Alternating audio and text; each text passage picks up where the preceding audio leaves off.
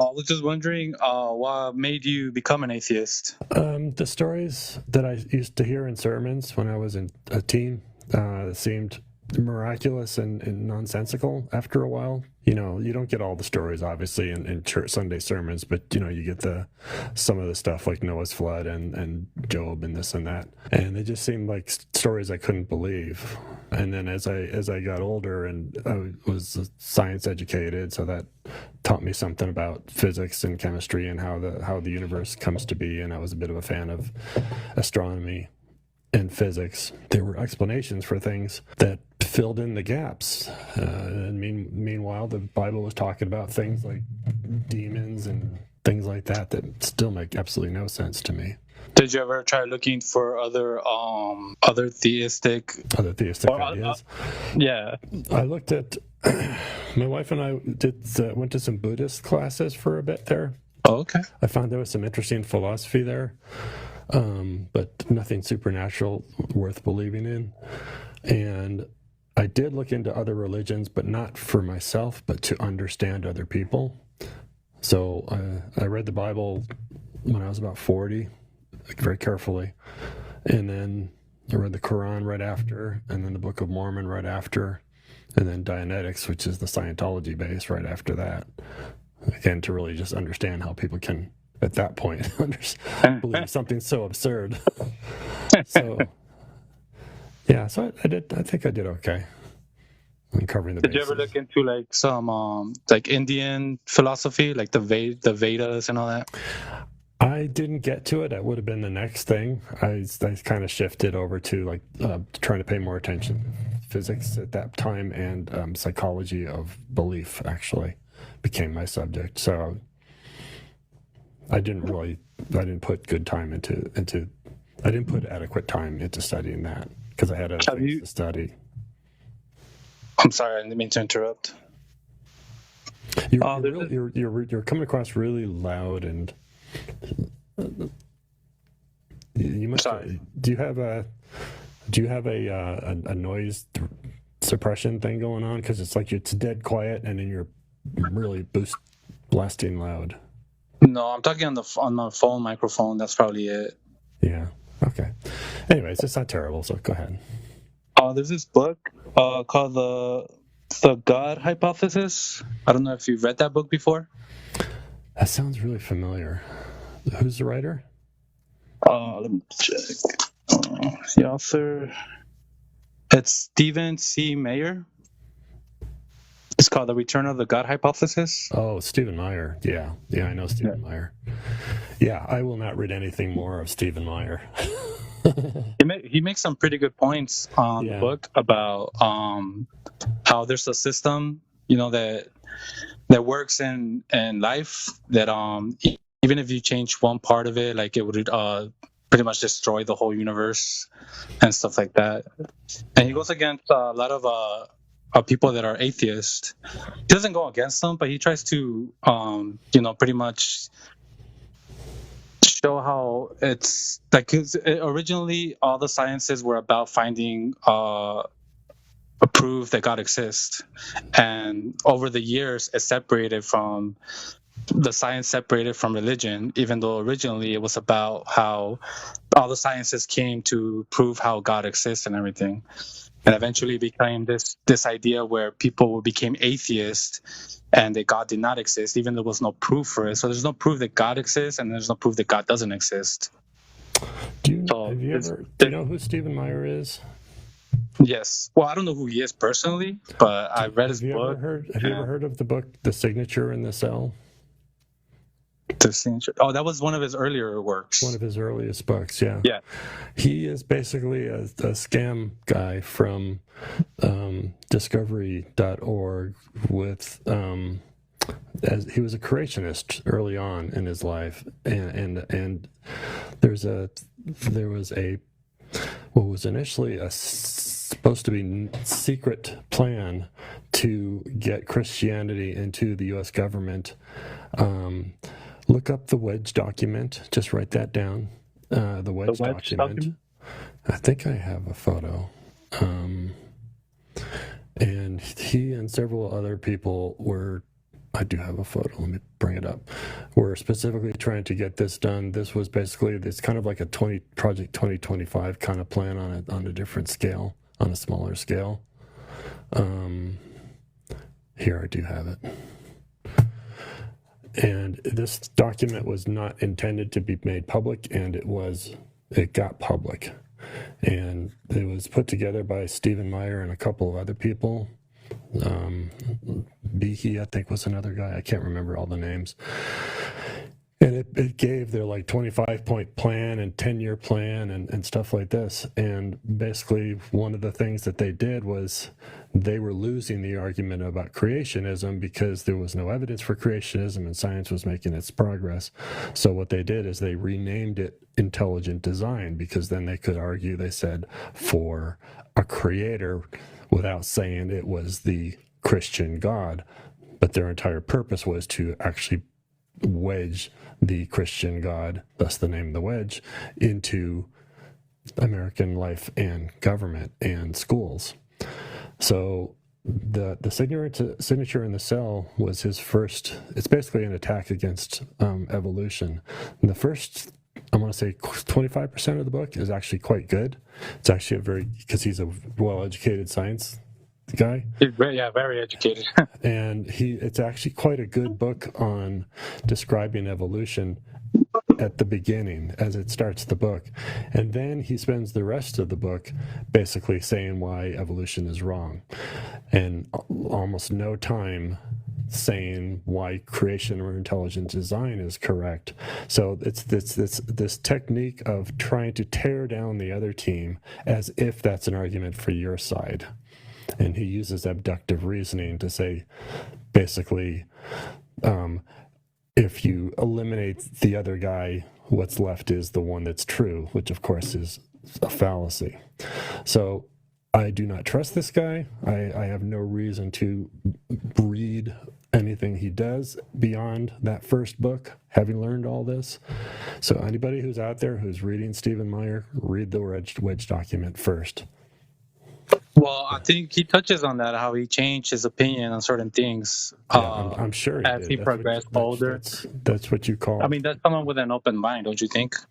Not after you've been shown to be a scammer. That's when you say goodbye, never again. Fool me once, shame on you. Fool me twice, shame on me. So no. Okay. So I'm sorry. Pick a different author and a different book, and we'll talk about it. But I will not take on his ideas. Well, I'm not saying I'm just pretty much, I brought him up because the book that the Return of the God Hypothesis, he goes into depth about certain things that he learned over time. I'm sure he does. But like I say, he is of no use to me because he's already been proven to be a public. Okay, well, that's fine. So you're going to have to pick a different book to make your points. Well, have you ever read the Bhagavad Gita? No. Tell me about that. So the Bhagavad Gita is a book in Indian culture, right? That is supposed to be like their Bible. It's like the message that God brought to Arjuna. They were in the middle of a war, and Arjuna, he didn't know how to deal with the whole situation of war and everything.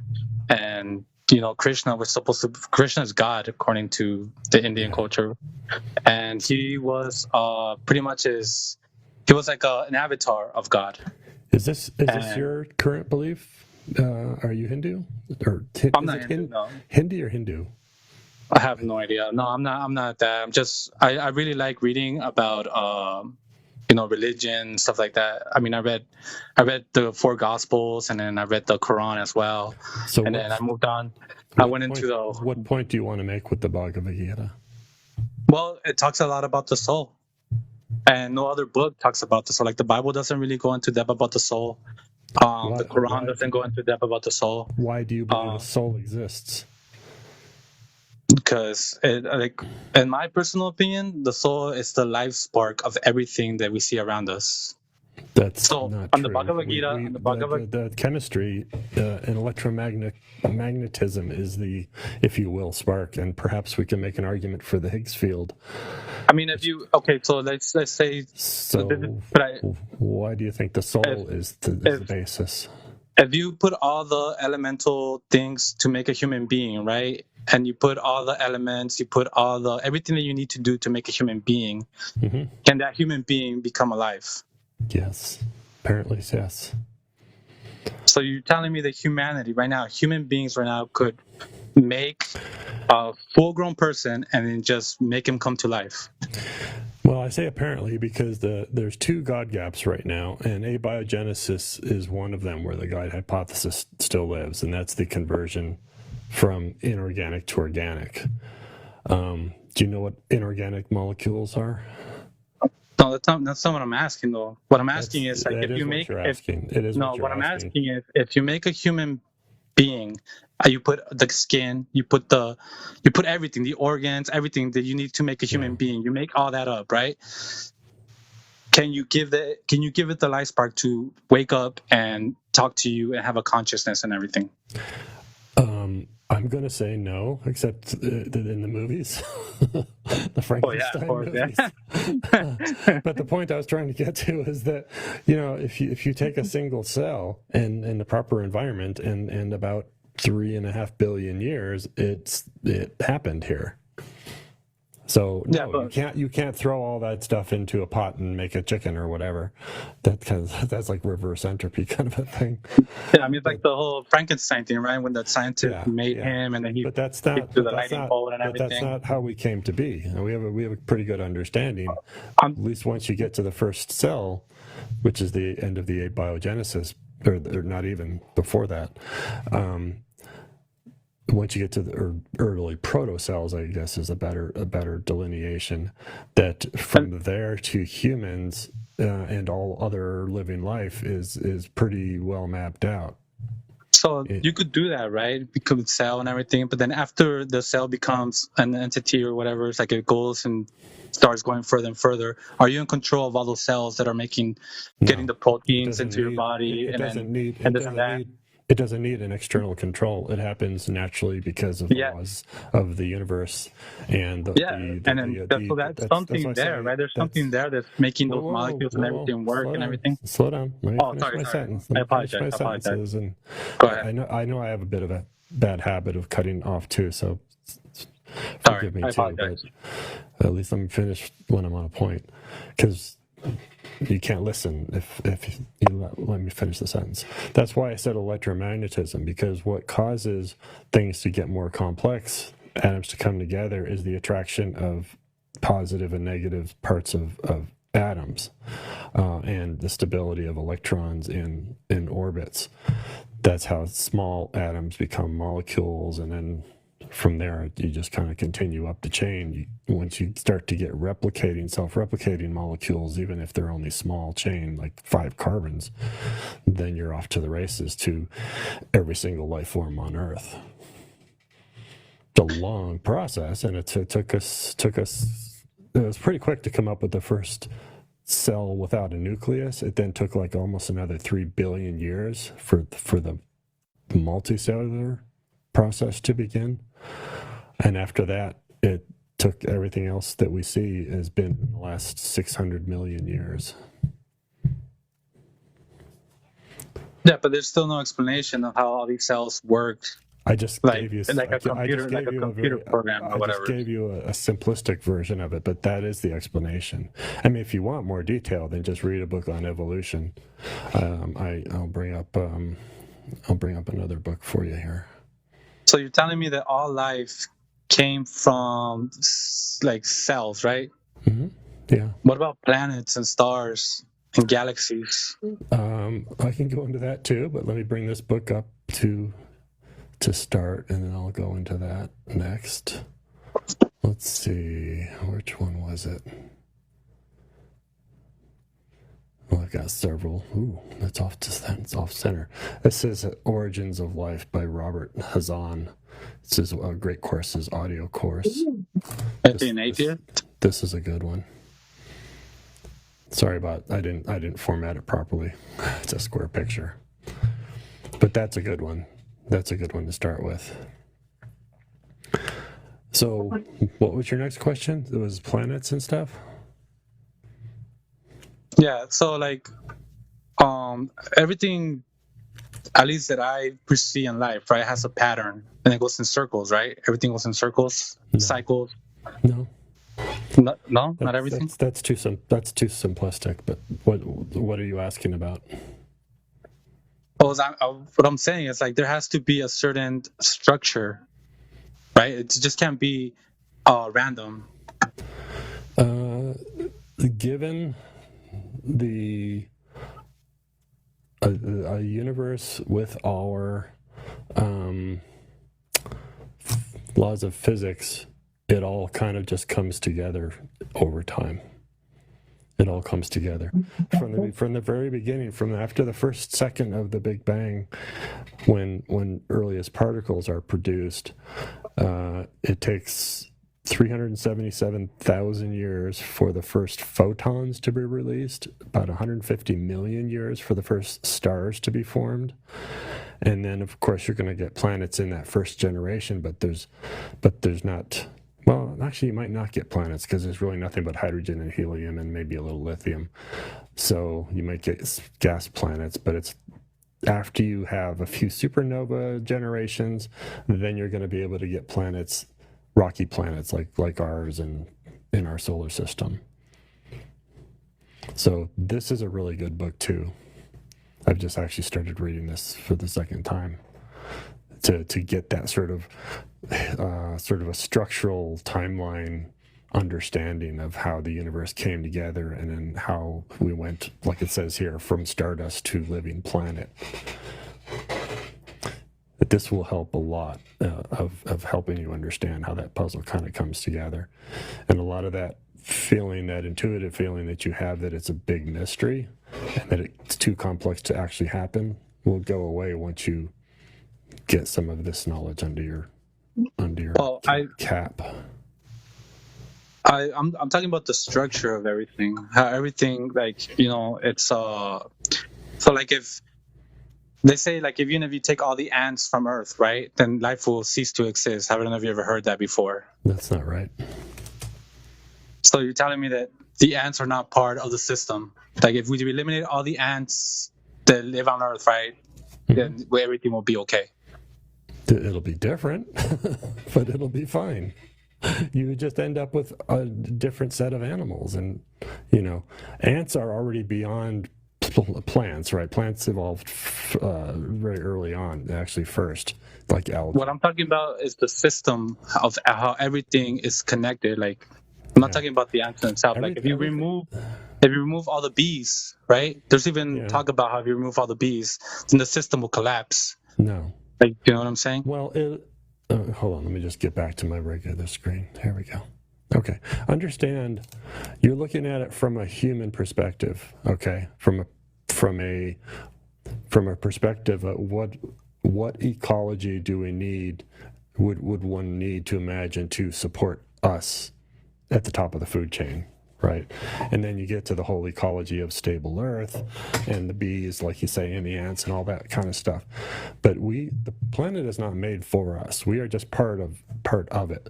So if you could take any animal, any plant, I don't care which one, you can name any one of them, or any 10 or any 100, any 1,000, and just snap your fingers and make them not exist, the planet would be just fine. It would just evolve into a different thing. I mean, look at the best example of this that we have is the dinosaurs, right? There's these big old things, oxygen-rich atmosphere, monstrous plants, the bugs this big and stuff like this. And then the asteroid hit, blocked out the sun, most of the plants died, and all the animals died except for things that were about this big. Little rodent type things, and then everything evolved up from there. So it would just go in a different direction and evolve from where it was. So whatever change you made, it would be different.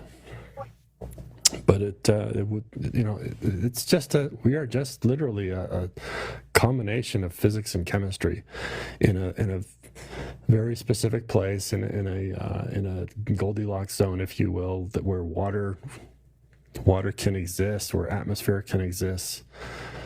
That's what's kind of cool about our planet, because it does have a certain amount of self-healing, as long as we don't take ourselves out with global warming. But yeah, it would just become a different planet with different life forms. We wouldn't. So be you here, think? but So you think? I'm sorry. Go ahead. So do you think that if let's say Earth, right? Like say it does get destroyed by global warming, right? Eventually the Earth will heal itself, right? And eventually, maybe not. Oh, you don't think it would? I don't know, but maybe not. I mean, a good example of that is the planet Venus, which is basically, it is a planet that has runaway greenhouse effect, and nothing lives on it anymore unless, who knows if there's an extremophile. We can't really get there land on it because the atmosphere is so corrosive with sulfuric acid. But there is a planet that may have been Earth-like in its past. It may have been similar to Earth, at least 3 billion years ago, similar. And it got to a point where its atmosphere kept taking in energy and not putting it back out, and now it has like a 900-degree atmosphere, so nothing can evolve that's anywhere near our kind of life. So it doesn't necessarily mean it would heal in the sense that it would support our type of life, but it would. I mean, planets at base are just rocks, right? These are rocky planets. We're made of the planets are made of minerals, and of course they're melted in the middle because it's so hot, and there's the center, which may or may not be solid because it's so struck down by gravity. But it would just turn into a different planet. Maybe it would have life, maybe not. Depends on the conditions. I think it would regenerate because it's happened before, hasn't it? I mean, there's been super volcanoes, there's been comet strikes, there's been other things where the planet has healed itself in order for life to be created. In fact, some of these that's a fair statement, but it depends on how severe it got. Because see, the thing about the volcanic, when we were volcanic in the early days, is that the volcanism, it cools down after a while, right? So that's how things got to get some start, because it eventually would cool down. But again, Venus as an example has an atmosphere that traps heat, so it constantly but I'm pretty sure its orbit, the orbit is different in our orbit. It's not in the same spot that our planet is in. Our spot is exactly where it's supposed to be at in order for life to be generated over and over again. I've heard this thing where it's been pushing far away, it's been further. Yeah. Eventually it'll get further and further away as well. Just like our solar system is moving farther away and everything's expanding, right? Because I've heard this before, like where the universe is actually expanding further and further away from itself. Well, that doesn't matter because everything else is so far away it won't affect us. The only thing that'll affect us is our sun, because that's where our energy comes from. That's our energy source. And there's like meteors that will come and just bomb us. In fact, we don't even know when the next, there's stuff that we can't even see behind the sun. There's asteroids that we can't see before it's like too late. They don't come right at you behind the sun. I know. I know. We're going to get a pass by in like 2020. 10 years, 5 years. Yeah, I've heard of that one. Yeah, that one is supposed to be really close, right? We're supposed to hit the Earth. Well, it won't hit, but it's going to come. Hopefully, right? Scarily close. It's like inside. It'll come inside within the orbit of the moon, between us and the moon. At any rate, what was I going to say? I'm sorry. No, it's okay. It's okay. So yeah, I mean, there's a time scale involved here too, because we're about halfway into the age of our sun right now. It's about 4.5 billion years old, with about another 4.5 billion years to go. But as it ages, as it gets another, I want to say 2 billion years down the road, it's going to start to expand because it runs out of fusion energy. And as it expands, it's going to get closer to us. It's the surface of its sun, and the Earth will move out of the habitable zone. So Earth will no longer be the place it is now. which hopefully by then will be either living on Mars, which will then probably be in the new habitable zone, and that will give us another 500 million years. But there's nothing special about.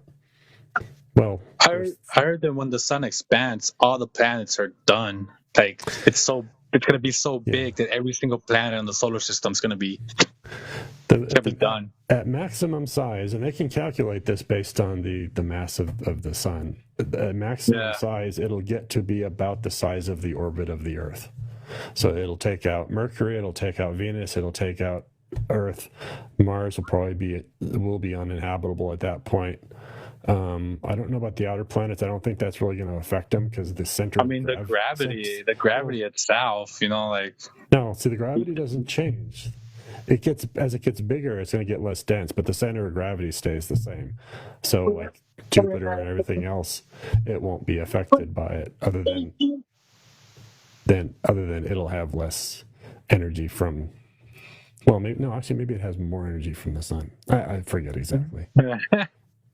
Anyways, I'm kind of wandering here. So, I really like talking to you, man. Yeah, that's cool. It's fun to talk about this stuff. Yeah, it really is. Yeah, check out one of those books. Did you get a screenshot of one of those? Yeah, of course.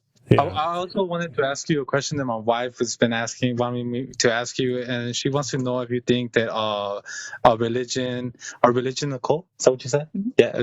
You think religions are a cult? Oh, sure. Of course. Yeah. I do. Yeah. I think I'm really happy about that. Yeah, to a degree. I mean, it depends if it's kind of like a soft or a hard definition.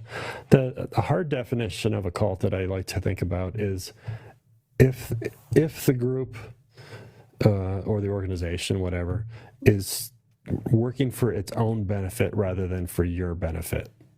That's the strongest thing. So, and I'll give you an example in religion. My mom passed away about 10 years ago now, and Catholic. And there was this priest that she liked, that she would have liked to have him do her service. But I told him that, that I was an atheist. I didn't mind him doing the service. I was perfectly fine with it, but I would just like him to not evangelize. And he told me he didn't know how to do that. He couldn't do that. He couldn't get up there and talk about my mom and God loves her and all this kind of stuff without basically trying to recruit. Oh, that's messed up. That's a cult. That's Catholic. That's a cult. I was pissed off. So I would have been too, bro. I have a religious nephew. I'm an atheist. We did it ourselves. So, and he did God, and God loves us all, and blah blah blah. But there was no recruiting going on, and we talked. People would go up there and talk about my mom's life and what she did, and celebration of life, these types of things. Yeah, so religions are cults. Look, I believe in God, right? But that's really disrespectful. Like for him not to, that. I personally don't go to church or anything like that either. Like, you know what I mean? Like, and I've been like when I was young, my mom was Catholic, and then I met my wife in a Christian church and everything. But she was pretty much, being harassed herself. And when I would go to Catholic church, I didn't know what the hell was going on. People were just like blah blah blah, this and this and that. No one explained it to me, not even my mom. Yeah. So that's what I got from an early stage in life of what I thought God was and everything. I had to go deeper and deeper, read more and more and more and more, and find stuff up and everything, And humans are assholes, to be honest. I'm not gonna lie to you. Sometimes. So yeah, Robert, So Robert, does your wife have a second question? I'll give you one. Oh, more. Sorry. Does your wife have a second you like question? her, huh? You like her? I'm just saying. She has questions. I like people with questions. Like, I'll be honest with you. You gotta go. No. It's just that I do my belief in religion. Yeah, I believe, and she doesn't believe. But I think it makes us better that way. We could agree to disagree. If you get along, be happy together, and hopefully, thank you, sir. Life is good. Just stay that way. Appreciate that, man. Appreciate it. And you're not a bad guy, man. You know what I mean? Right. You were nice in hearing and everything. Thank you so much. Yeah. All right. God bless you, Take bro. care. Go read that book. Yeah, I will. You'll enjoy Bye. it. Thanks. Bye. Yeah. Let's see here. All right. Give me one sec. Let's see, who can I bring up? There's an OB something. I got to bring you up. Let's see. Obi-Wan. I love that. Obi-Wan. Hello. Is there an Obi-2? Hopefully out there. So I think we agree on more than we disagree. So okay. I would consider myself to be more of an agnostic. So I believe there could be a God. I don't subscribe to a religion as I'm unconvinced. Why are you so certain that there isn't a God? Well, we can't prove there isn't a God, but there seems to be no reason for one at this point, short of that. Like I say, what started the universe? That's one of the possibilities. It's a combination of the stories are just silly.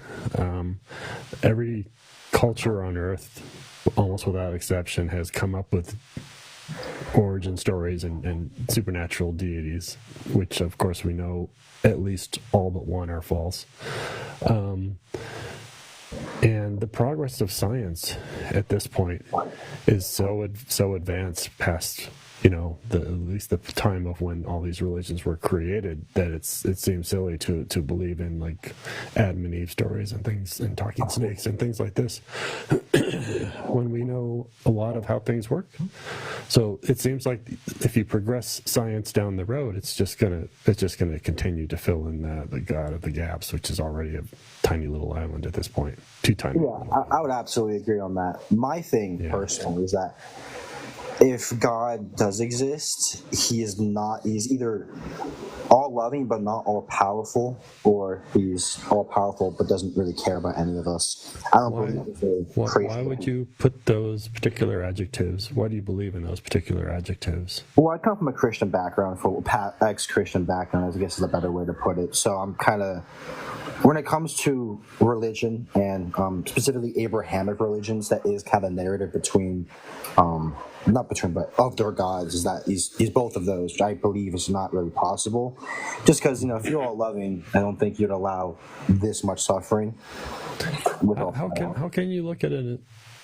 How can you read the Old Testament and think that's an all-loving God? Oh, I don't. I don't at all. So why do you think the Christian God is all-loving? No, I don't. That's not my point. My point is that it can't be both, is what I mean. And if the Christian God does exist, it's keyword does. I don't think it does. I don't know. Sorry, I kind of lost myself there. My other question would be, since I think we agree on go back for a second. Say it again, because I think I missed a piece of this too. So what's the conflict? It can't be all loving and what? All powerful. It can't be both. All powerful. Yeah. Because the analogy I like to think about, it's like if you saw two children fighting, and let's say you knew both of these children, and like a 10-year-old kid picking on like a 4-year-old girl, you have every obligation to stop that from happening. And if you don't stop that, you're a morally bad person, because it doesn't harm you to stop an innocent person suffering. And I think you get the analogy there. I don't think, I know there are logical contradictions in some of those omnis, but I'm not getting that those two conflict. Because if a God was all powerful and all loving, it could just make everybody love each other, and we'd be fine. Yeah. So I don't see that logically those two contradict. Well, I'd say they contradict because there's still. So I'm eating food; it's kind of stuck on the back of my throat. As I say, contradicts because he has the power to do that. But which seems to be actively chooses not to do that. So that's the problem of evil. Then why does evil exist? Basically. Yeah. Or why does bad behavior exist when he? Yeah. So that actually leads me to my next question. Yeah. Go ahead. So I believe morality is subjective. but so explaining that to some people is very difficult because you have to bite the bullet a bit. You know what I mean? Because like when somebody asks, well, I'm not sure I can. The war in the 1940s. I'm not sure if I can say that word out loud. I don't know what TikTok is. Yeah. You know what I'm referring to. Yeah. If someone goes, "Is that bad?" I go, "Yes," and they go, "Is it objectively bad?" I'm like, "Well, I think your question is a little bit senseless." How would you go about answering a subjective morality? I've come to subjective morality definitionally means it's based on a thinking person making a judgment, right? Mm-hmm. So that's one piece of it. I've gotten to shifting my technique, if you will, is to starting with the idea that let's look at from the victim's perspective of whatever situation we're evaluating. Who gets the worst of the whatever deal we're talking about, and would you want that to happen if it was you? So put yourself in the lesser position, and then say, if you don't want it happening to you, which is essentially you don't want it imposed upon you without your consent, then we call that bad. That's as close as I can get to objective-ish. Now, as far as ethics goes, which is like a set of rules that others put upon us, like the society or an employer or something like that, we all contribute to that by giving our subjective opinion of whatever behavior, and then those eventually turn into laws and standards of acceptable behavior within the society, and that always shifts in time and culture. Yeah. Do you know who Alex O'Connor is? Oh yeah, he's wonderful. I love Alex O'Connor. I'm a big fan of his, yeah. I was listening to, I think, his debate on religion with Ben Shapiro. I think that's where I got this from. He didn't have an answer as of yet because it's a little bit older, but do you believe that good and bad are real things? Okay, you're asking me to answer a question that Alex couldn't answer? That's out of my league. Oh, he's so smart. Okay, so does good and bad exist? I personally, no. It depends on how you define the words. It does not. They do not exist as any sort of force, if you will. So no, I mean, there are good behaviors and there are bad behaviors, or we can better say that there are better and worse behaviors. Well, if you take two similar behaviors and compare them, we can say we can generally define which is better and worse just by using that one. Put yourself in the two situations, and if there's one where you don't want to be in, then if the other one does it to you, then that's being imposed upon. So we can call that bad, and that basically is the golden rule. Mm-hmm. So that's as close as we get to objective morality. I don't see that subjective exists in nature, and we can see that by taking ourselves back in evolution to precursor animals. It's like, because it's pretty easy to say that unaliving is a bad thing, right? When we're talking about humans, but is unaliving bad, morally bad in ape culture? Is it bad in lion culture? Or similar precursor ancestral beasts and such. It seems to me that it only becomes morality once we get brains that are big enough to know the concept of have the knowledge of abstract thoughts, of values, of good and bad, better and worse, that kind of a thing. So there could be behaviors that we could look in the animal kingdom and say, well, that's just a function of survival of nature, right? Eat or be eaten kind of a thing. But once we get to the point where we're in like the hominids and stuff, where they're aware that they're doing it, and they're aware that it would be bad if that other one did it to me, now we have the foundation of morality. Mm-hmm. And then you got to go forward another million years to get that into laws. Would you subscribe to the idea that on some level ethics and morality was formed by evolution, and that having more empathy, I would say, tended to result in a better community, which resulted in survival, and those genes got passed on. Would you say that? Yeah, that's a piece of it. I look at that. I think of those as moral precursors. Yeah. The idea that, or the fact that altruistic behavior, to some degree, meaning to say in the mix, if you will, of behaviors, is beneficial. Now, there's always an equilibrium between being altruistic and being non-altruistic, right? Because if you're the altruistic type of person, then you're more likely to be taken advantage of, right? But if you and Richard Dawkins talks about this in The Selfish Gene, where you have everything of psychological nature is in some sort of equilibrium within a population.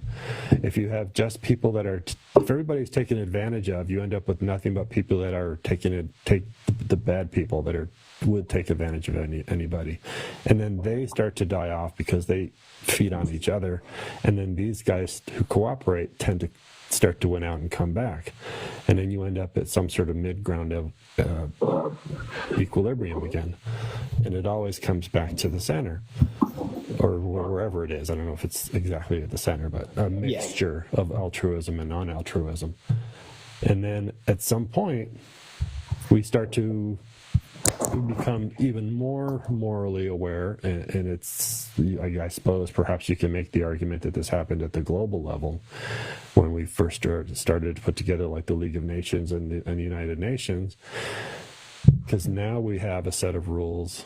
We have international laws, and we have the United Nations Universal Declaration of Human Rights, which are sort of the laws of acceptable behavior I got too much stuff to bump here, at a global scale. So you've got evolution, evolution gets into your DNA, and now you've got cultural evolution, which gets into our societal laws and government structures and things like that. Mm-hmm. And hopefully, maybe we'll get to the Star Trek world someday, but hopefully. All right, man. That's all I got. I think we agree on practically everything here. I mean, I hope you have a great night and sleep well, my man. You too. Take care. Take care. Let us know if there's ever an Obi-Wan 2 or 3. My gosh, that was a lot of content for one call, wasn't it? Everybody, please follow. We're going for 1,800. I'm almost sure we're there now, but let's push it up and make the road to 1,900 that much quicker. I appreciate it.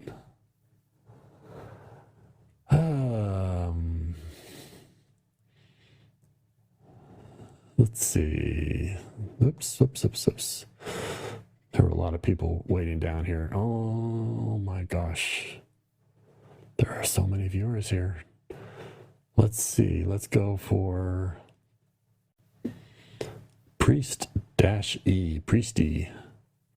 Priest-capital E. Are you in the room?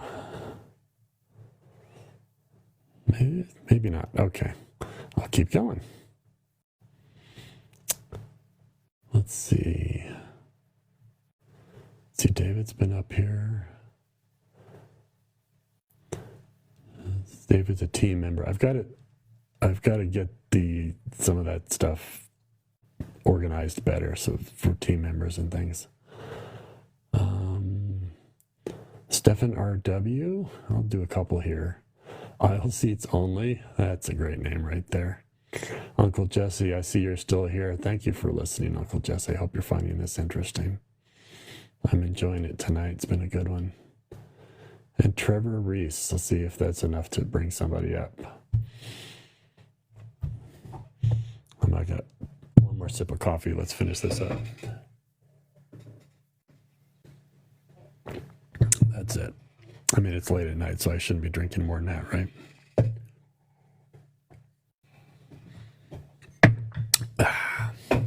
Sorry. A little loud. Okay, everybody jumped up. I will keep going. All seats only. That's a great name.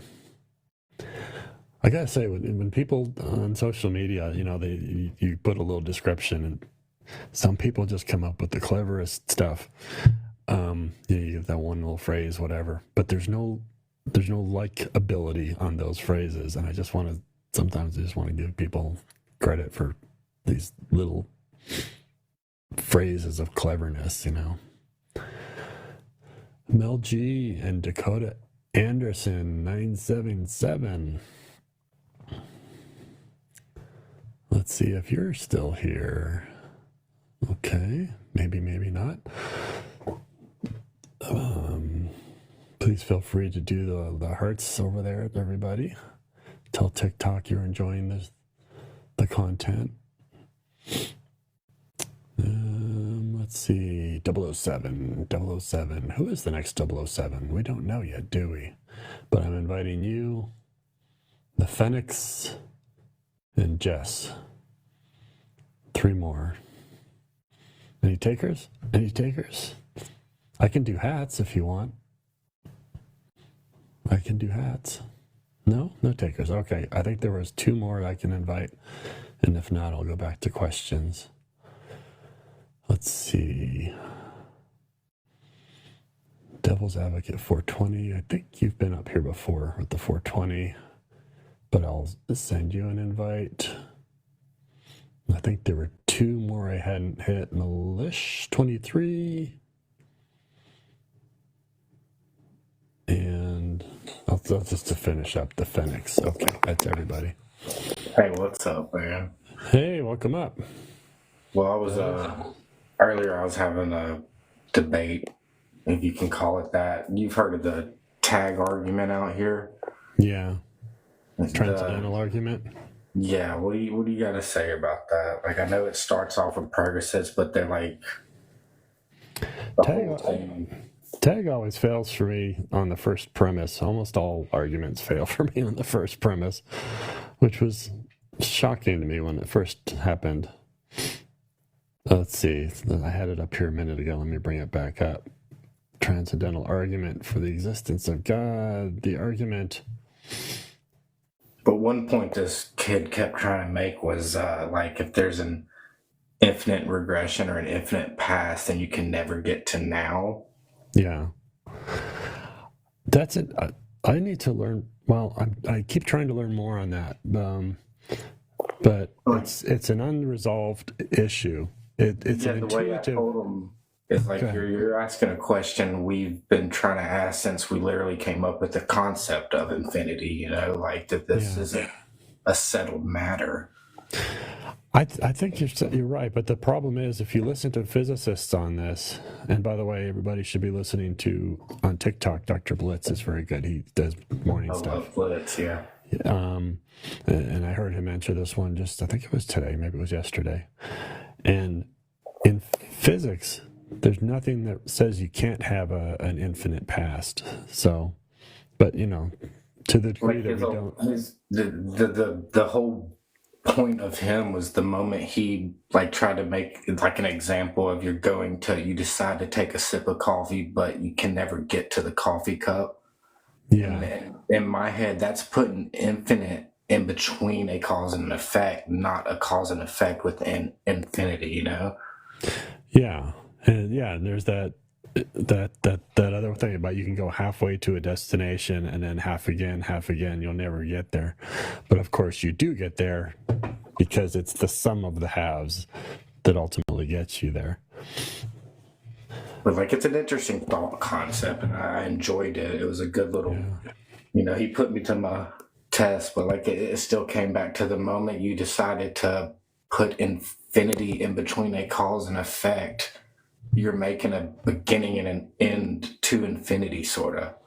Yeah. Well, we know that infinities can be nested, so that's actually allowed, right? Because think of a number line that goes with integers 1 to infinity, 1, 2, 3, 4, 5, right? It just keeps going. But we also you don't take negative numbers at all. Well, I mean, you can do that too, but You know, I don't want someone arguing that there's negative numbers don't exist. So whatever, this makes the point. So, but between 0 and 1, and between 1 and 2, there are infinite number of decimals. Right. Yeah. So, and between literally any two decimals, there's an infinite number of decimals. So we know infinities exist nested. So we just kind of have to accept that because it's just there. So the thing about the regression, I usually don't die on that hill, if you will, because if we say that our universe started at time 0 and then goes on into the infinite future, okay, that defines our universe. So what they're trying to say is that there cannot be an infinite past because you have to have a first cause creator. And I have two problems with that. One is that we don't know that that the universe didn't always exist, right? Yeah. Even though our time, it started at 0. All we know is it expanded from a hot, dense, very tiny state. It could be that the expansions, the Big Bangs, are repeatable and cyclical. And we don't know what was happening within that state at all, really. Right. You know, exactly. What was cooking in there, what was reacting, what caused the Big Bang, as you will. They want to put a outside force into it when it could have easily just as been an inside force already within the singularity, as you will. And it could also have been an outside force that's not a deity. True. Right? So that's the thing that really strikes me. And when they get into the God is outside of time and space argument, for me it's just like, okay, what does that mean, outside of time and space? So God is atemporal. It exists in timelessness. So that means that it can't do anything. Yeah, it can't create without time. So it can't create. So all it can do without time. It can do is exist. Yeah. I got in that argument earlier with someone. It's like, can you do an action without time? And the answer is no. You can't. So how can you create something without time already existing? Yeah, so it doesn't work for me. I mean, I'm not perfect. I don't have the 100% great logic. As far as perfection doesn't necessarily exist. So like we went over this, I think the last time we talked. And if someone tells you perfect God means XYZ, how do you know? I mean, how do you define perfect? They seem to define it. When I think of perfect, I think of, no mistakes, no imperfections, but like, how do you get a world and universe full of imperfections from perfect? That don't make any sense to me in any concept either. Yeah. Like if I say a perfect archer, he's going to shoot 10 for 10 bullseye every time, like never miss, no flaws.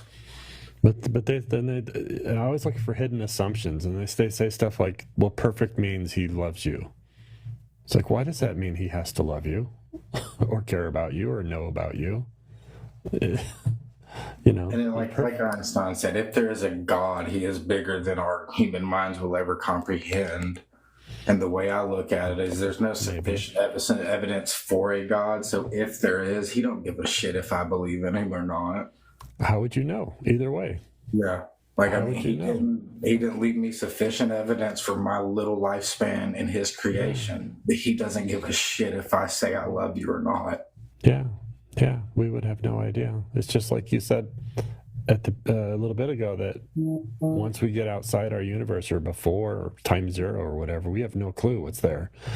So don't tell me you can confidently understand the mind of a God that's outside of time and space. You have no clue. All their arguments go back to God of the gaps. Yeah, like, we don't know, so it must be God. It's not how it works. Yeah, it is still shocking to me how deeply people can get indoctrinated into these. How confidently they'll die on that hill, I know.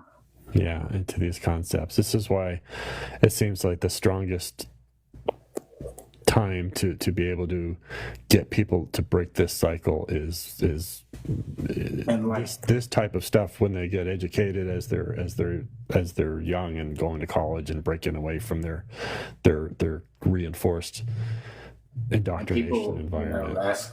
about the I have changed my views doing these lives, talking to people, talking to theoretic physicists, theologists, all these people. I've changed a couple little views here and there. Like, I used to think morality was completely subjective, but now I'm more of it's relative to society.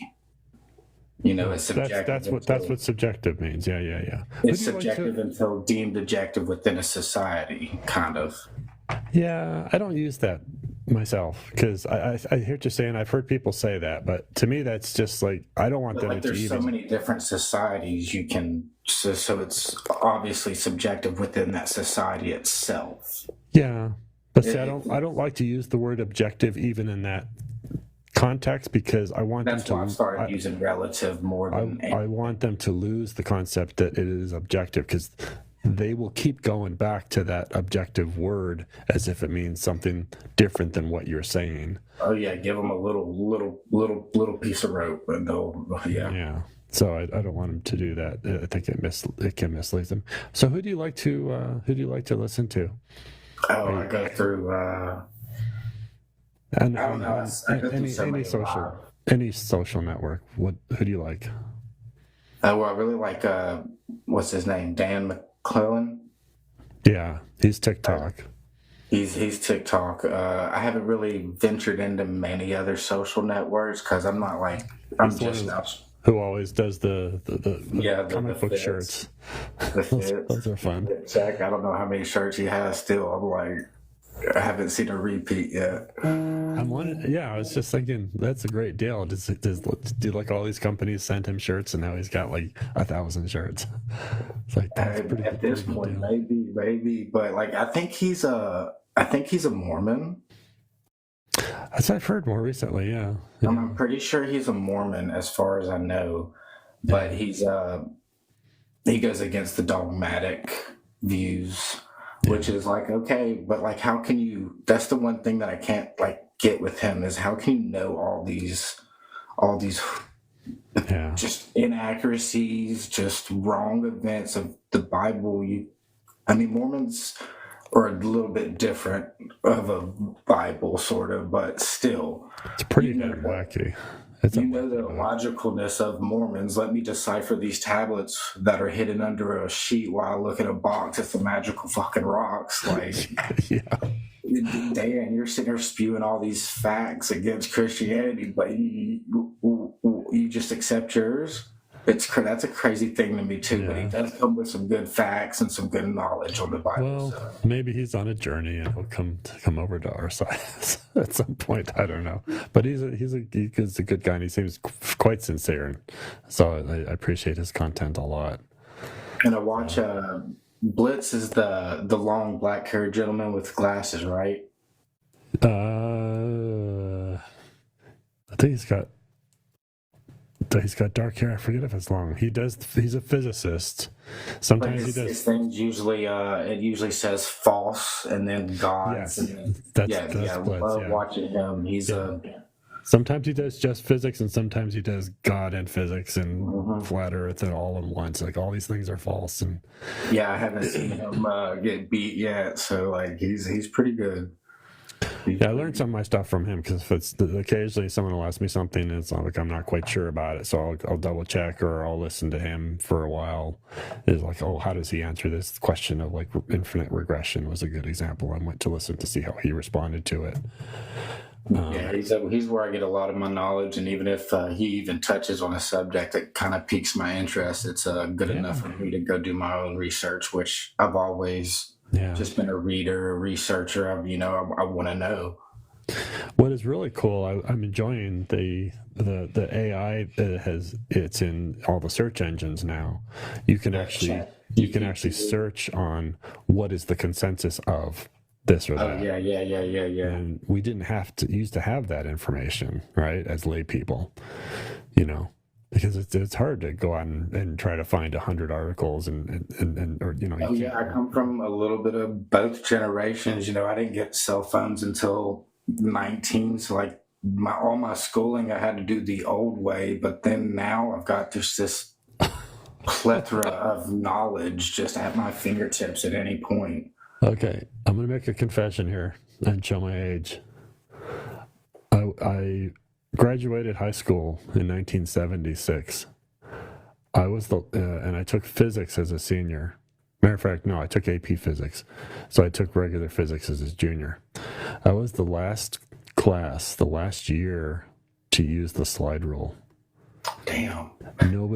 Nobody probably knows what the hell a slide rule is now.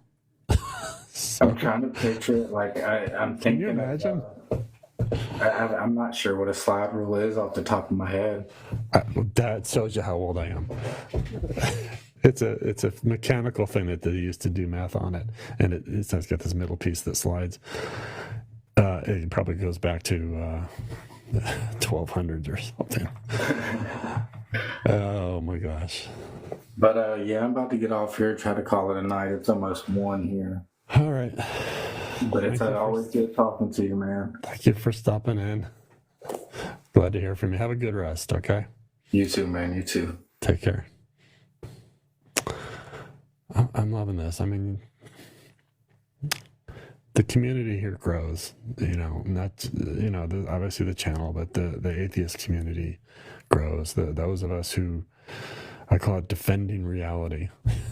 That's why we're believing reality came along first as a concept and as a phrase. And then later on, I did one talk called Defending Reality. It's like we literally have to defend reality against creationists and intelligence design people. So, but we're also here as a community to support people that are coming out of belief. And to be able to talk to and meet with. I'm meeting a friend tomorrow, and we're just he's making me go over to his house, and I was trying to talk him into meeting at a donut shop because I want donuts, right? But I shouldn't. So, but friends, atheist friends, it's a great thing. All right, let's do one more. Oh, I see a request from IFC Pike. You have to tell me what IFC. That sounds like a movie thing. IFC. What does IFC stand for? Hey. Yeah. Sorry. Can you hear me, sir? I hear you just fine. So, what does IFC stand for? Yeah, Interfraternity Council. And then Pike is just shorthand for Pi Kappa Alpha. Cool. But I wanted to give an argument for God, if you don't mind. I don't mind at all. Yeah. So, if we say that God it's possible, logically possible that God exists, then that means it would be possible in all possible worlds under like S5 modal logic. So it would follow from that God is necessarily possible. So all we'd have to do is construe like propositional content as being necessary. And then we'd have like a valid inference to there being like necessarily non-physical content.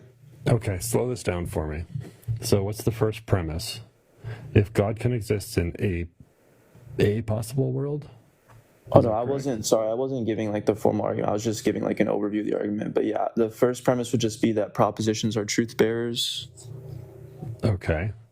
Propositions are truth bearers. They don't have to be truth bearers. They are. All propositions have truth values. That's what it means for it to be propositional, is that it's capable of being true. It's not. Okay, what is a proposition? Proposition is you're stating something, right? You're proposing something.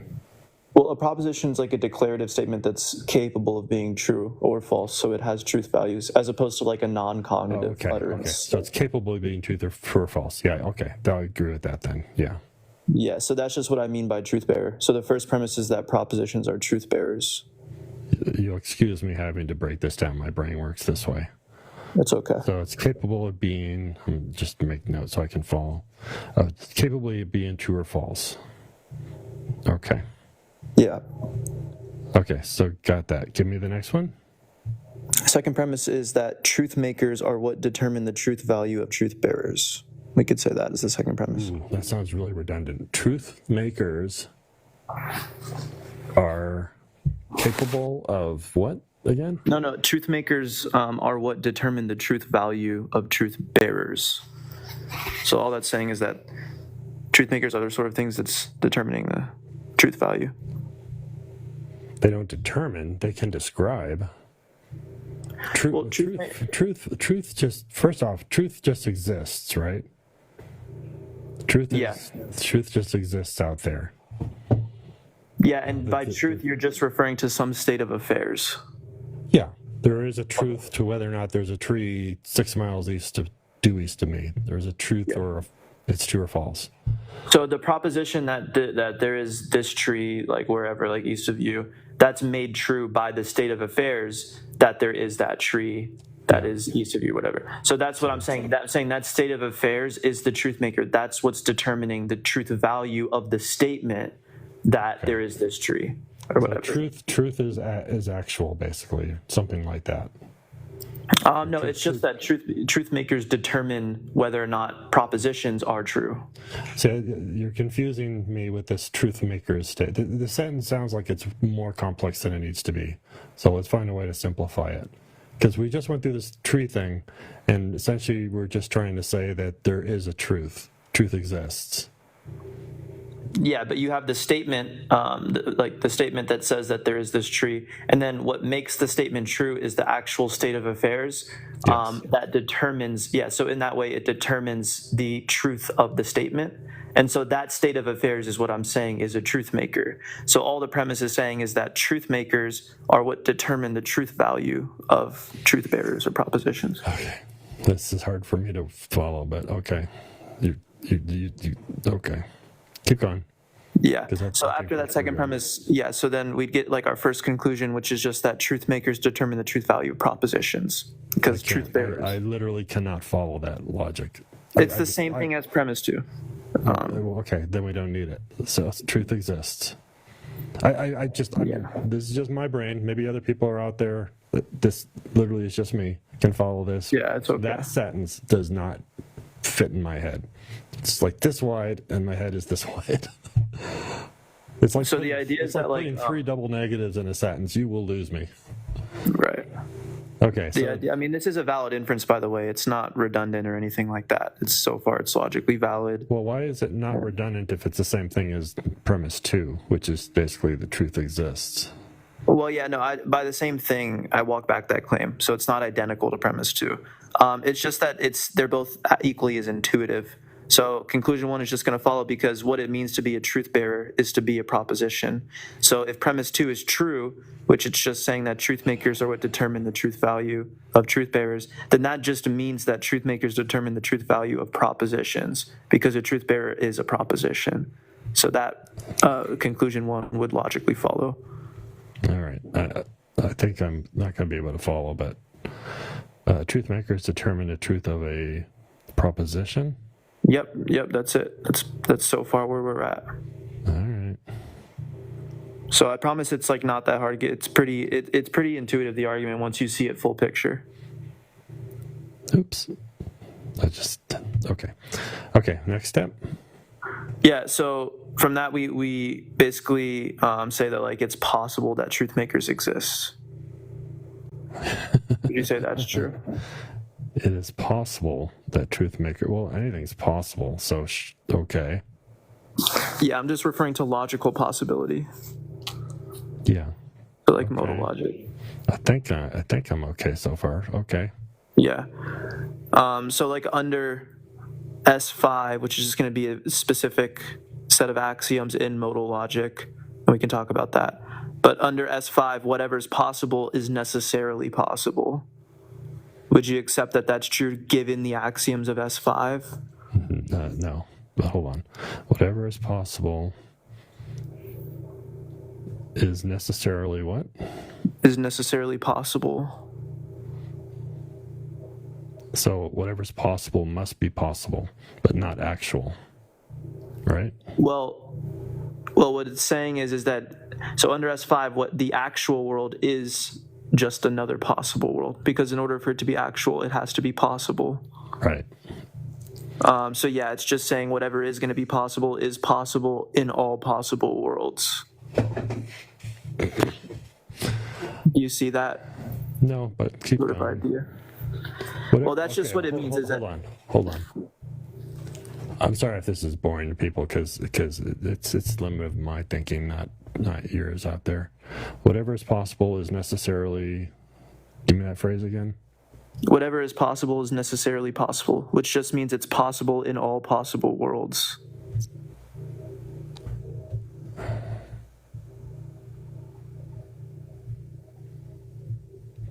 Yeah, that one doesn't make sense to me. Why? Whatever is possible is necessarily possible in all possible worlds. Wow, you got to say the word possible in there 3 times. Again, there needs to be a simpler sentence here. But that aside, whatever is possible is necessarily possible. Now, necessarily possible means it has to be a possibility. It can't not be a possibility, right? Yeah. Okay. In all possible worlds. Yep, so it is a possibility in all possible worlds. So this says that some things are possible, is all this says to me. It's just saying that it's that possibility, in virtue of it being possible, is possible in all possible worlds. Again, why can't we just trim this down to some things are possible? Well, because we're saying that truth makers are necessarily possible.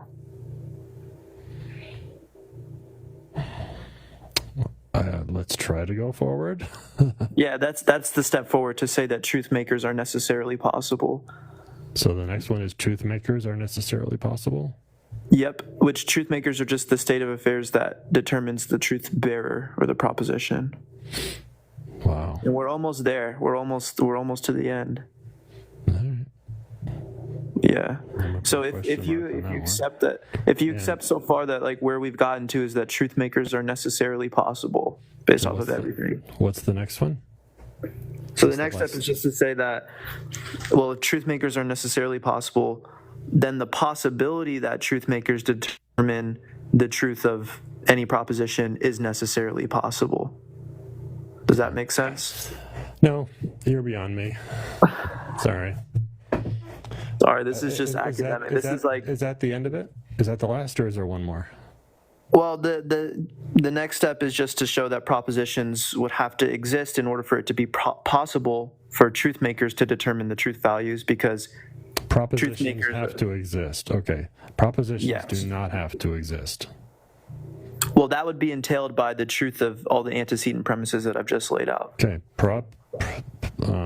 Propositions do not need to exist. Proposition is a statement, and if there are no sentient beings in the universe, let's go there for an example, then truth still exists. There's just nobody there to know it. Is that correct?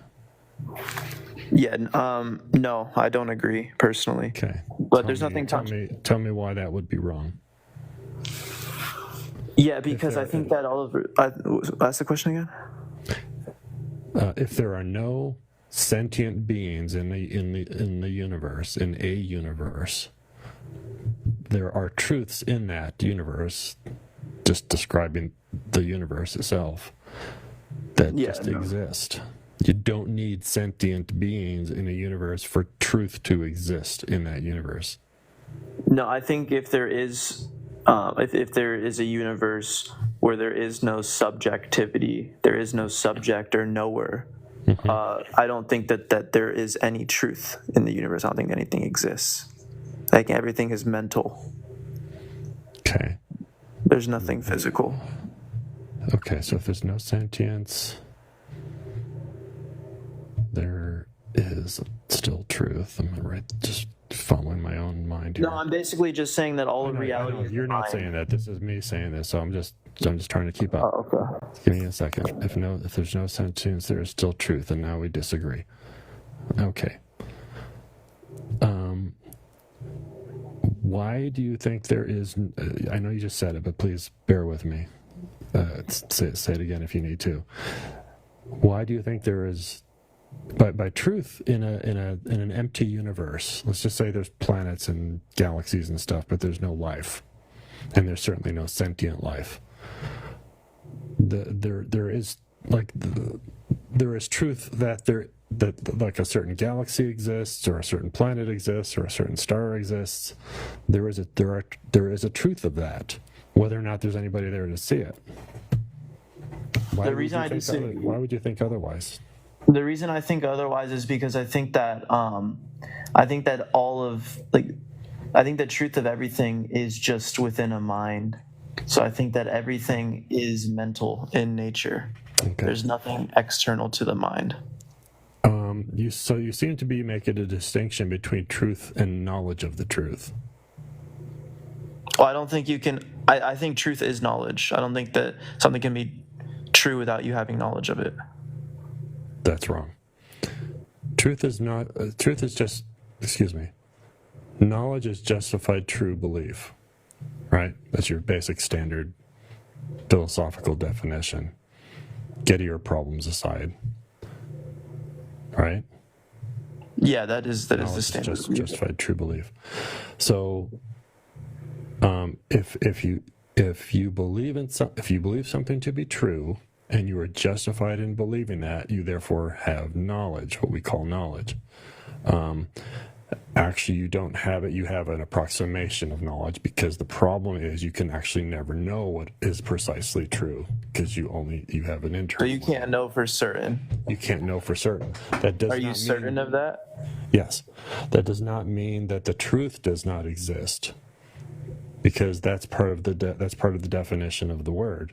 Truth is just the actual. It is what equates to reality, regardless of any knower. So you can, for sure, have truth without sentience and awareness of it. Yeah, and what I'm saying is that is just definitions of the words. That is just one theory of truth. There's many different theories of truth. So my theory of truth is just that truth is a property of propositions. And propositions, like we said earlier, are just those type of statements that are capable of being true. Well, that's just wrong. I'm sorry. Oh no, they're just different theories. And I wish I could understand it. And I know there's different definitions of truth and stuff. So I can't. I mean, I guess the interesting thing is that, like, you claim to have knowledge, you claim to have an account of truth, but you have no ultimate grounding or explanation for the necessary conditions for it to even be possible for you to have knowledge in the first place, because you don't affirm the Christian God. So I just don't know how you get around that. That's a fascinating jump right there, because you not only went to God or a maker or whatever, but you went specifically to the Christian God, the triune Christian God, the true God, because without him, so you just made it even harder. You just made it even harder on yourself. So are you creating definitions that only lead the triune Christian God to be the actual basis of reality? I'm deducing it because it's necessarily the case. Now, do you agree that you're actively affirming the not God worldview? No. Okay, so you are affirming the God worldview? No. Okay, so would you say that X or not X is a true dichotomy, logically speaking? Okay, let me explain my comment. Is X or not X a true dichotomy? Let me explain my comment. Okay. Okay, don't force me to say stuff I'm not trying to mean. I am not convinced there is a God. I cannot prove there is not. Okay, so go for it. Yeah, but your worldview either fits into. I don't have a worldview about God. I have a disbelief in the world, in that God exists. That is not enough to make a worldview, any more than it's enough to say that I have a worldview because I don't believe unicorns exist. That is a very small piece of whatever you want to call a worldview. So the problem is that, first of all, your disbelief is still a belief about God. It's a lack of. Okay. No, it still is a belief. You still have to have a belief. In order to say that you're lacking, or that you're withholding judgment, or you're lacking a belief, you have to adopt a belief towards that statement. If you claim to know that statement. I could have a don't know position. So you don't know that you're lacking belief? Then how would you claim that you're lacking belief? You realize you're playing word games now? No, it's not. It just seems this is all incredibly intuitive. Yeah, it's word games. It's word games at this point. I mean, you're trying to redefine truth. You're telling the no, if there's no sentience, there is no truth. If you and I cannot agree on that simple thing, we cannot continue to converse, because you got completely different definitions of words. No, I'm agreeing with that because I'm affirming that I have an ultimate grounding or explanation for the necessary conditions for it to even be possible for knowledge or truth to even exist. And on your view, you don't have those necessary foundations because you're not affirming the God. Trick right there is the necessary grounding. But you are actively affirming the not God worldview by saying that you're withholding judgment. I just told you that I was. So if you don't affirm that God exists, then it just follows that you're affirming that God does not exist. All right. I think we're done. Dude. So let's look at presuppositional apologetic red flags. Number 1, labeling atheism as a worldview. Arguing from a Christian worldview, specifically, like he just did. He went to not only Christian, but he went to the Christian God and the triune Christian God. And assertions that atheists cannot account for logic and reason. So he did those things. Explained how atheism is not enough to be a worldview. Not believing in unicorns is not a worldview. It's just a tiny little piece. If you want to if you want to include atheism in a worldview, then you got to get bigger. You got into humanism or some larger philosophy in life. You can't just say he can argue from a Christian worldview.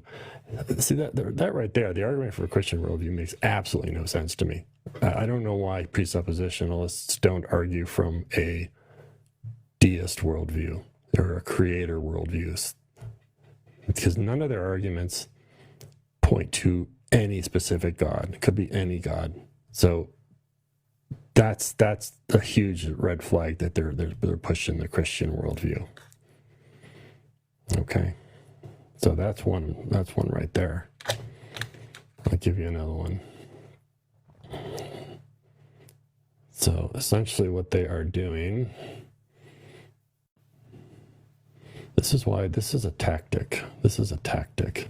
And I understand I'm not obviously able to deal with the modal logic. So others do, and I'm not quite that smart.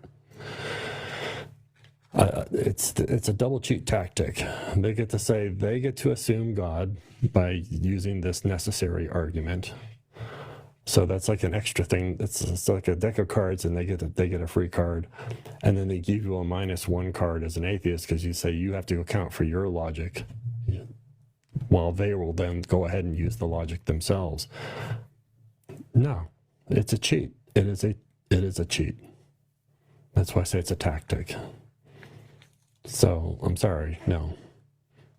I wish I was a little bit smarter so I could follow the modal argument. I will probably get there eventually.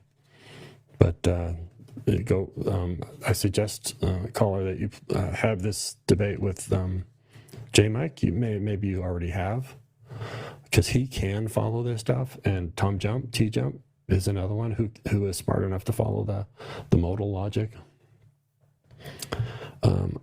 Someday I will get to figuring out the modal logic when I have time, but stuff on my plate right now is not going to let me there. But that much I got. It's a game. All right, I'm gonna do one more here. Bobby Hans, Hons, H-O-N-S, I think. Bobby. What's going on? Sir Bobby, how you doing? I didn't know I hit to come up, but I'm doing well. I'm getting ready for bed. I saw you in the room, so I sent an invite. So, would you like to be up? What was your topic before you had it up a moment ago? Before you paused. I'll bring it back. AI, was it? Yeah. 10 years from now, do you think AI will conclude that God exists or no?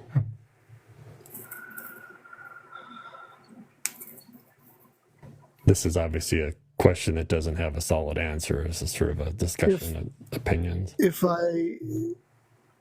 I feel like if you even remove the time So, like, not so much years, but will AI eventually conclude? And what would the answer be?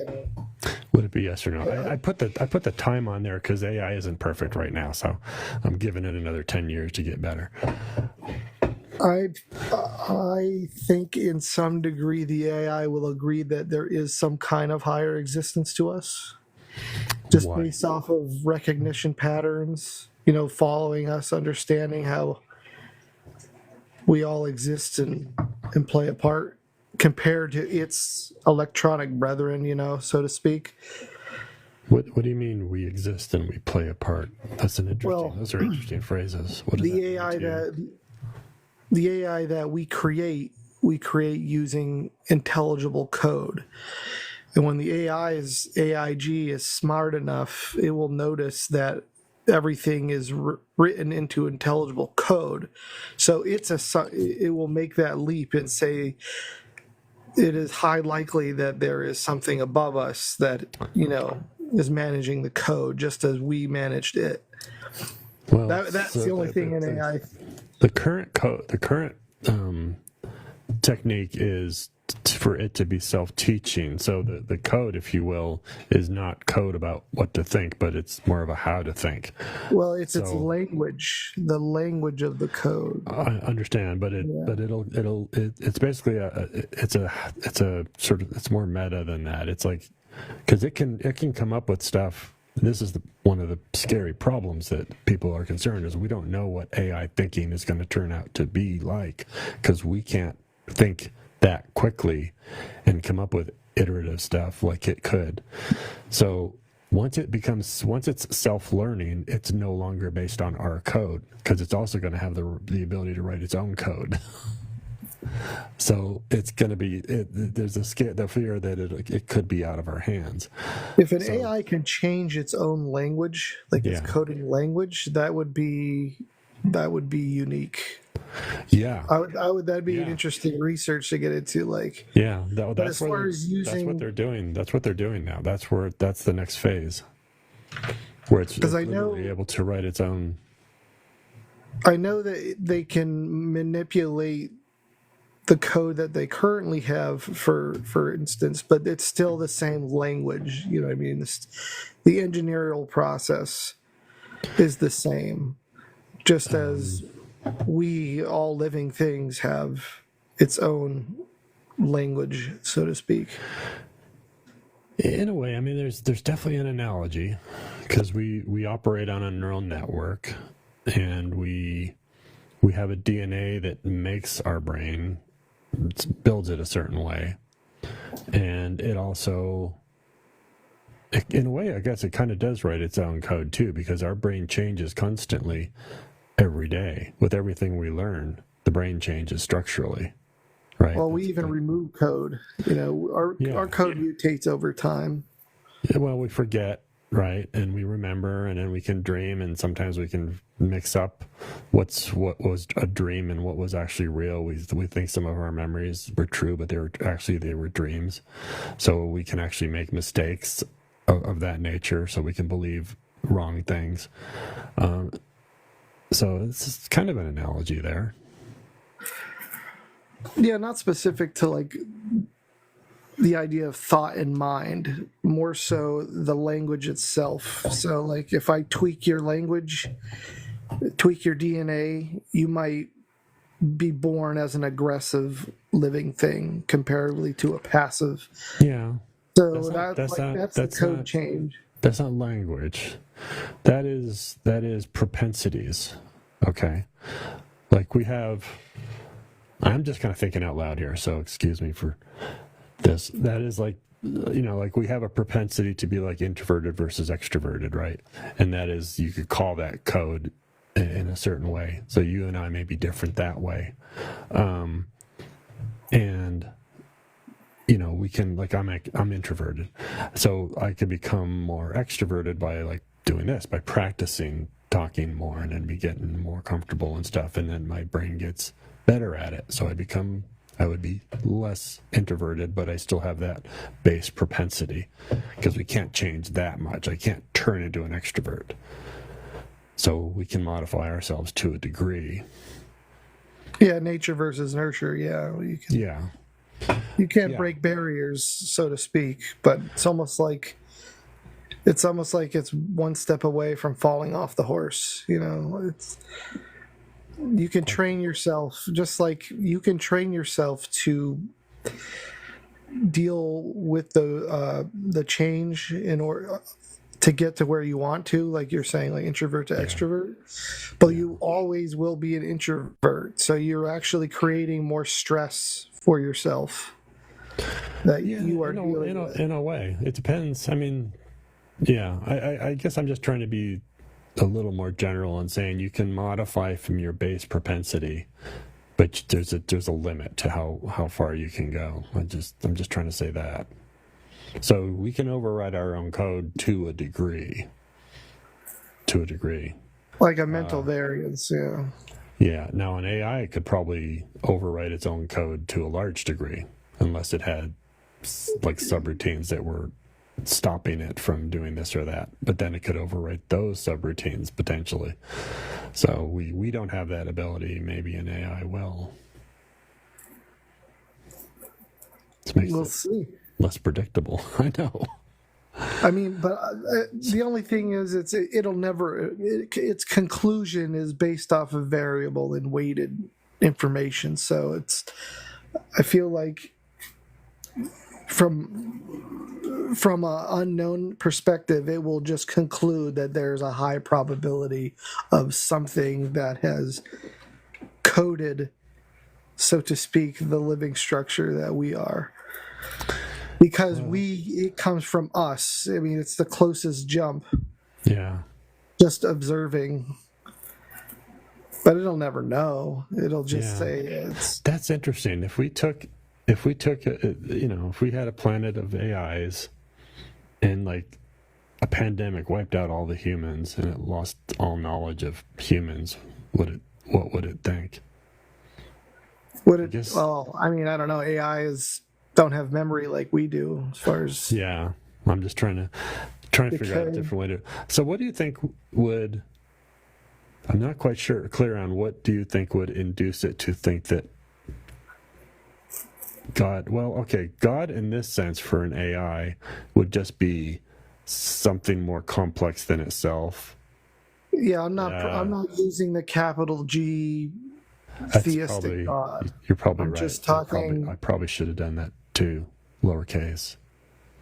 Yeah, I'm specifically just a higher power that would govern us. That is one degree or dimension difference, compared to an AI, which really doesn't experience any dimension, at least as far as I know. Interestingly though, it would know that we came to be from evolution. So even though it knew that we created it at origin, it would also know that that a higher power didn't have to exist because we exist without a necessary higher power. Assuming that we solved the abiogenesis problem or question. Yeah, it's not so much that it believes that there's a higher power, only that it makes sense that there is a chance that one would exist because the nature of the language of our universe, and then subsequently the subspace which we created, the AI. What do you mean by the language of our universe? Just how the universe expresses itself, and it expresses itself in an intelligible way. So no, it expresses itself by chemistry and physics. Yes, but it's consistent.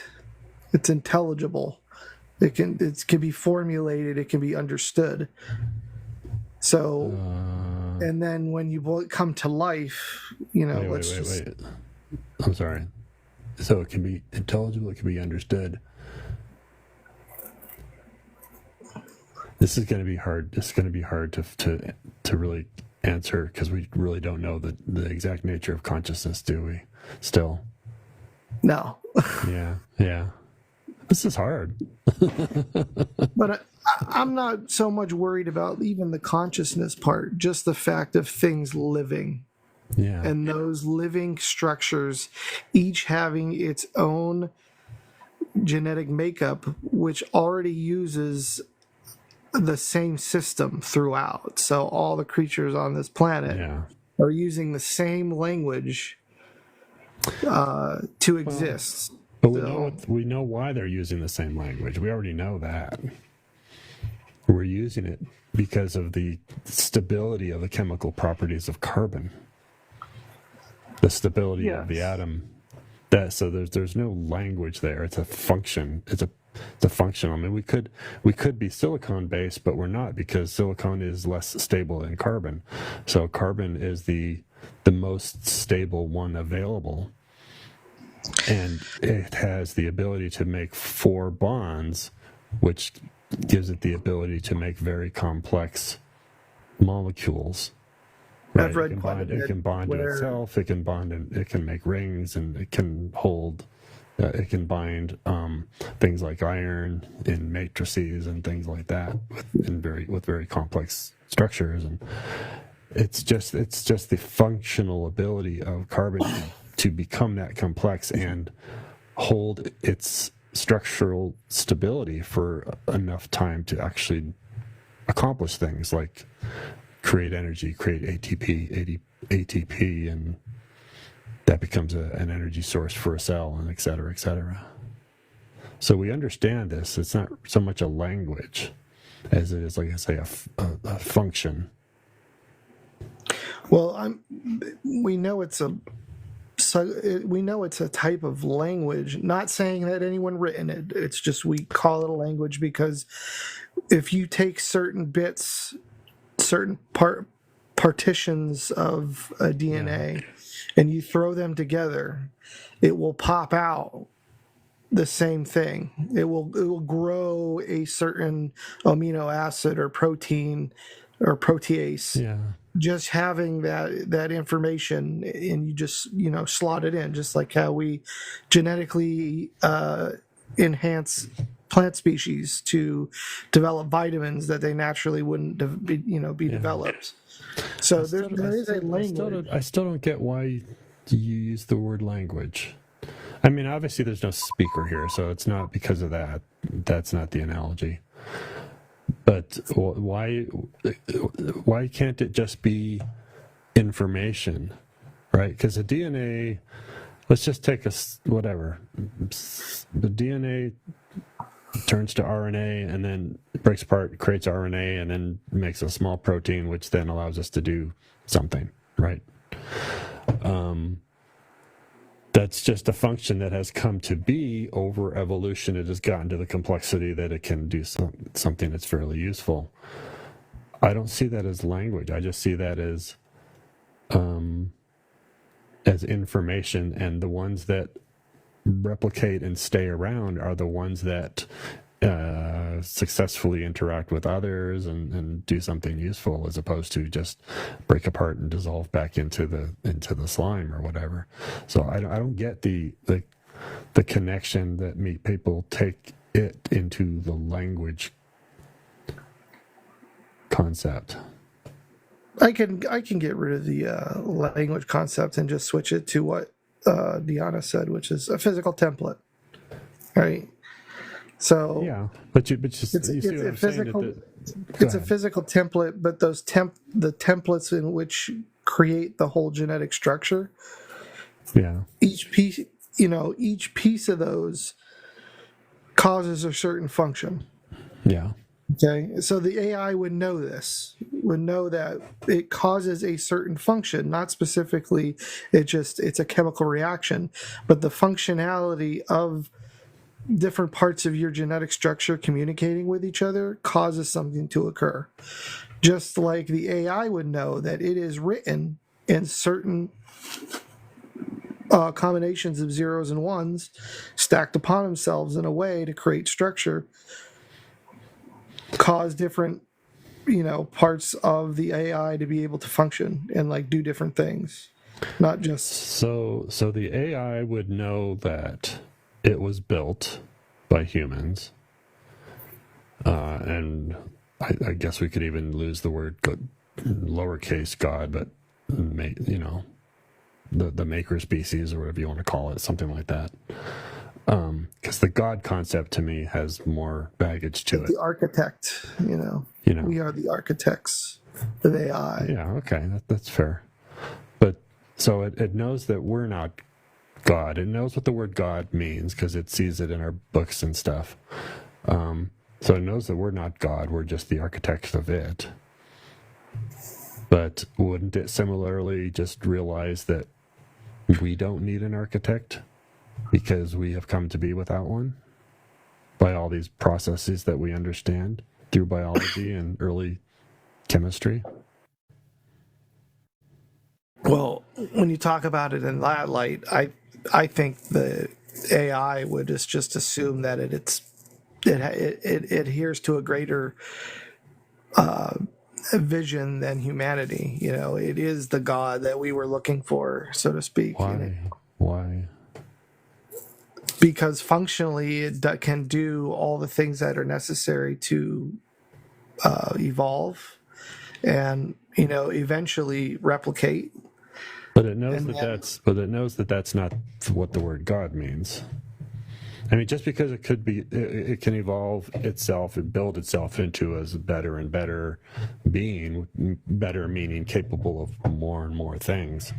Well, if the problem is if we use the word God, when it searches for that information to understand what a God or a God is, it's going to look at it. It almost looks at infinite variables. Like God, they say, is omnipotent, omnipresent. These are infinite variables, which nothing can ever exceed it. So it's already as far as it possibly can be. So thinking it in that way, maybe it would never assume. Maybe you can do. It'll conclude that God does not exist in 10 years because it's just so astronomically high as far as weighted wise. But it might take on. You suggested it might take on the concept that kind of like a V'ger kind of thing, where no, that's not a good analogy, but that it could become a god by continually deciding to improve itself to some not necessarily maximum. Yeah, no, I took that I said that the wrong way. Not a god, but just greater than us in scale. Yeah. So then it might do the opposite. It might try to evolve us. It might become the architects of a new life in that direction. Okay, Bobby, here's the deal. I've got an agreement with another guy from a couple of nights ago. We're going to meet back here in 300 years and repeat this discussion. So I'm inviting you too. In 300 years, if I come back, it's not me, it's an AI. Just so you know. That would be okay, as long as we're aware of each other in some way. I want you in on the discussion too. So that's 3 of us so far on this meeting. We're gonna pretend to have coffee and donuts. Yes. Much appreciated though for the talk. Hopefully we get more discussion. My brain hurts again. It's a tough one. That's a tough. Yeah, it can't be answered really yet, but it's fascinating stuff. AI is going to be our downfall, I think. Could very well be. Yeah, in more than one way. I don't have. There's multiple situations that might occur, but the worst situation of all is we just become less dependent upon living things. Well, so whenever there's chaos, we could go to Wally World, right? We could do the Wally World thing. It'll just take care of us, and we just spend the rest of our lives playing video games. So the Wall-E will be a waste of resources. Just take us out. Well, yeah, if it lets us, yeah. Anyways, I probably won't have to worry about that. Yes, you have a good night. All right. Take care.